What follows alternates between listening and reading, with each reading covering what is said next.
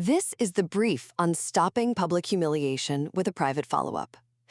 While surviving a public insult definitely matters, the real secret to never being an easy target again is resetting those unspoken rules in private. Mostly because bullies only repeat what they actually get away with. First, you've got to recognize the pattern.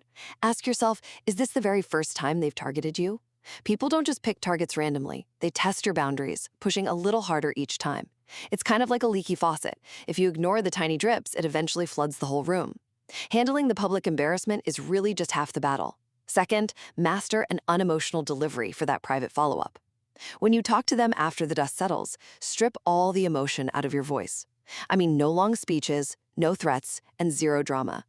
Now, you might think unleashing your pent-up anger shows real strength, but honestly, getting emotional just proves they successfully rattled you. Keep it super brief. Finally, use the exact script of clarity. Look them right in the eye and calmly say, "What happened earlier cannot happen again. I'm telling you directly because I respect you enough to say it to your face, but it cannot happen again." Bullies essentially speak the language of fear. So when you respond with absolute, calm certainty, you instantly force them to rewrite how they treat you. Claim your dignity not by being the loudest person in the room, but by privately making it crystal clear that the old easy target version of you is gone for good.